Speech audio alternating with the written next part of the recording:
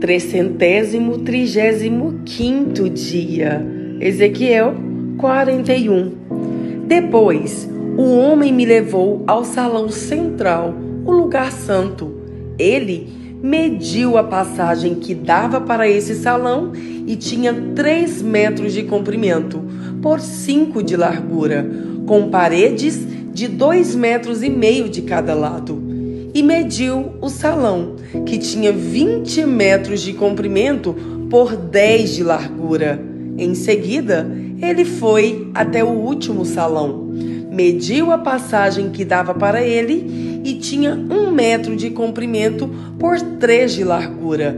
Dos 2 lados havia paredes de 3,5 metros de grossura.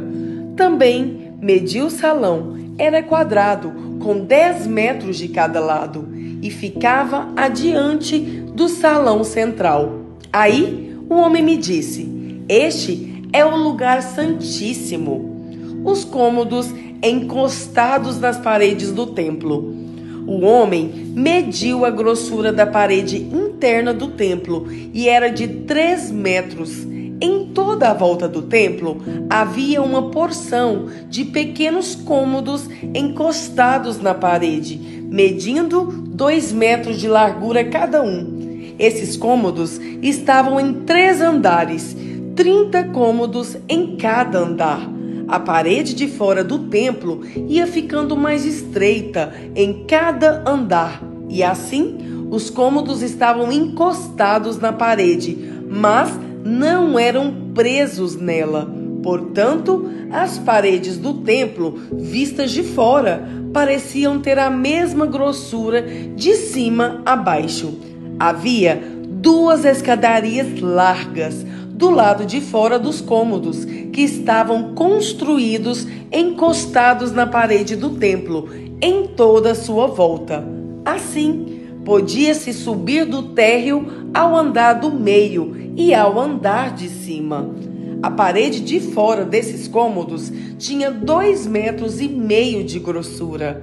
Havia uma porta que dava para os cômodos do lado norte do templo e uma que dava para os cômodos do lado sul.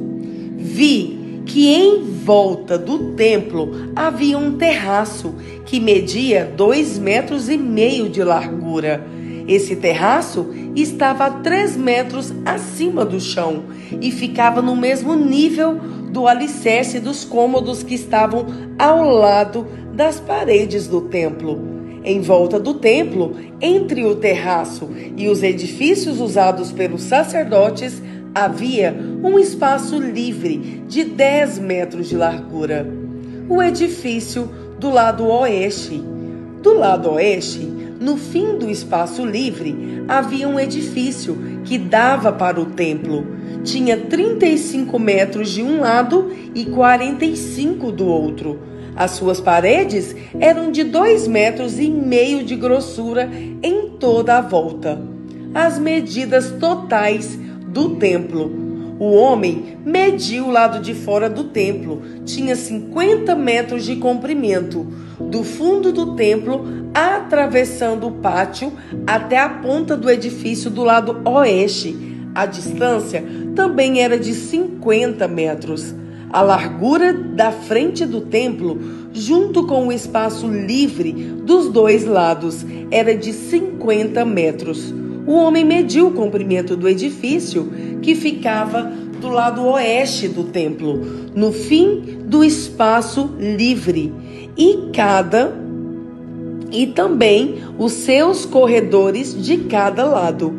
E esse comprimento também era de 50 metros. O salão de entrada do templo, o lugar santo e o lugar santíssimo. Detalhes do templo. Eram todos forrados de madeira, desde o chão até as janelas. Essas janelas podiam ser cobertas. Por dentro, as paredes do templo, até o alto das portas, estavam todas cobertas de figuras entalhadas, de palmeiras e de animais com asas. Vinha primeiro uma palmeira e depois um animal, e continuava assim em toda a volta. Cada animal tinha 2 caras. uma cara de homem virada para a palmeira de um lado e uma cara de leão virada para a palmeira do outro lado.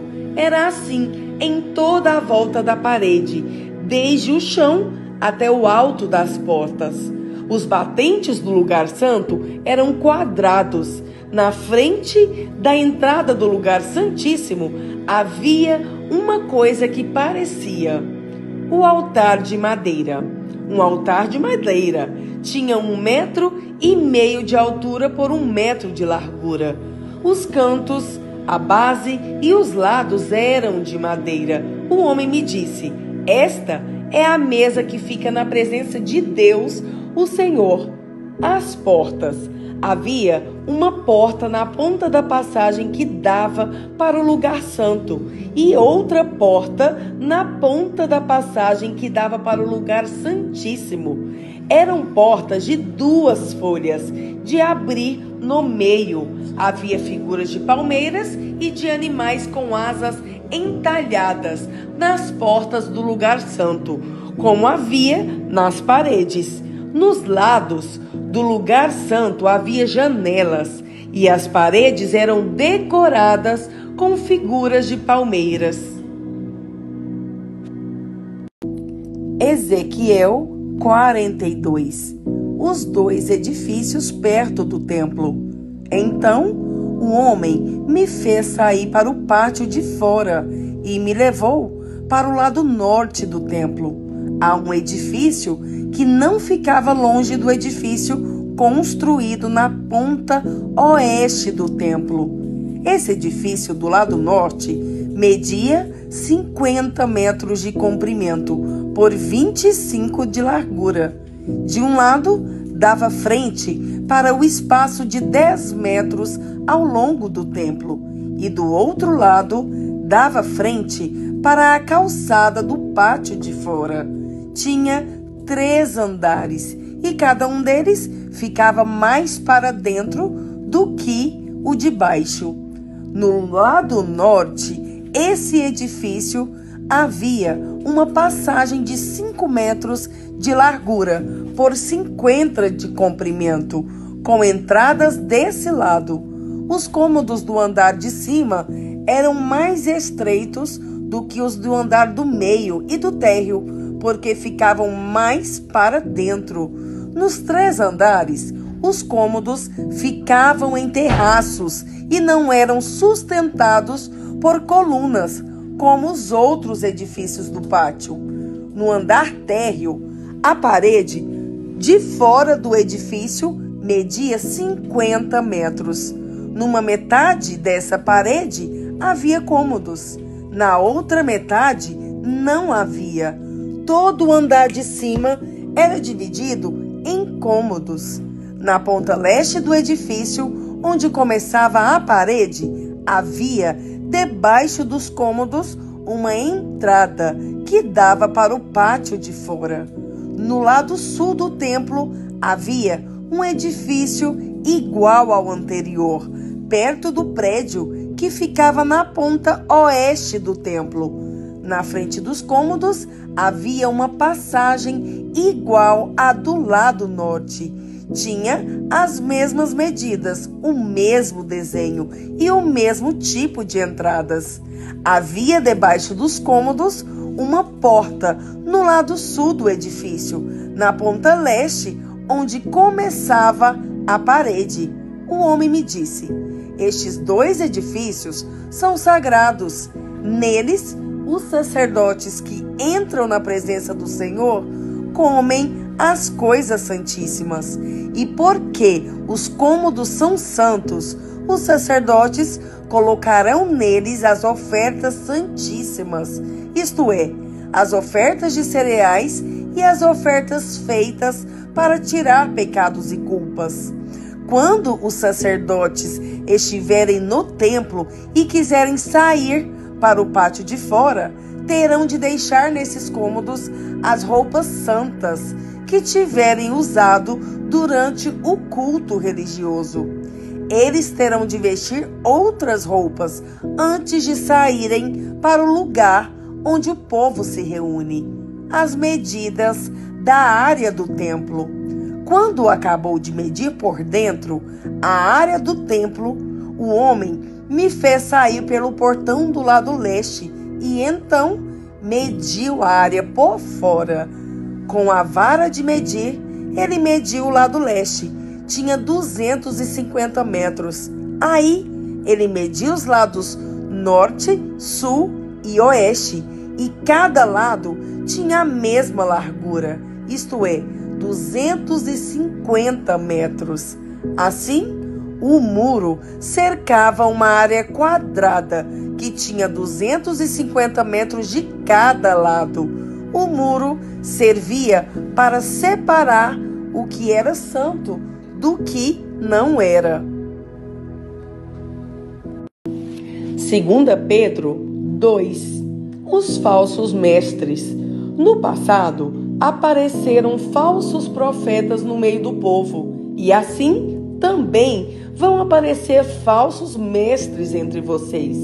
Eles ensinaram doutrinas destruidoras e falsas e rejeitarão o mestre que os salvou. E isso fará com que caia sobre eles uma rápida destruição.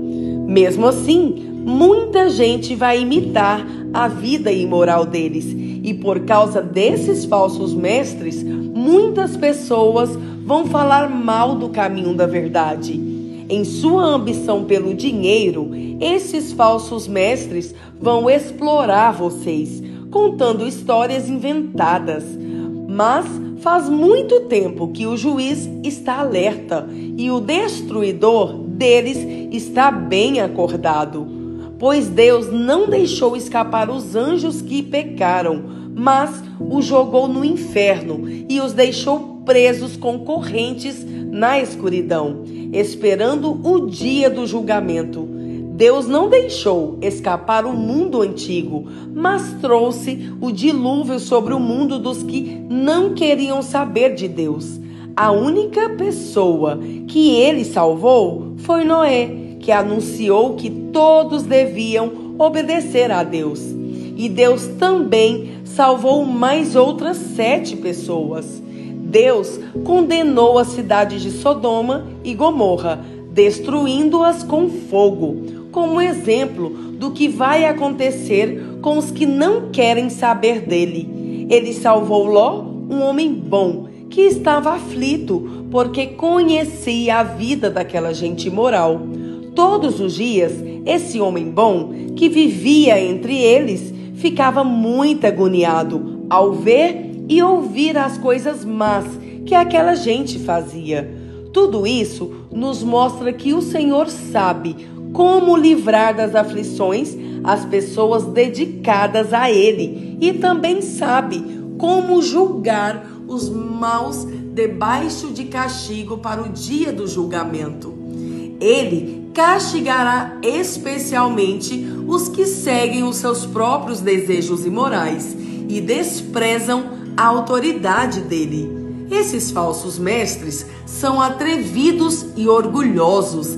Eles não têm nenhum respeito pelos gloriosos seres celestiais e os insultam. Ora, até mesmo os anjos, sendo muitos mais fortes e poderosos do que esses falsos mestres, não os acusam com insultos na presença do Senhor. Mas esses homens agem por instinto, como os animais selvagens, que nascem para serem caçados e mortos. Eles xingam aquilo que não entendem. Por tudo isso, eles serão destruídos como animais selvagens e pagarão com sofrimento o sofrimento que causaram aos outros. Eles têm prazer em satisfazer em pleno dia os seus desejos imorais.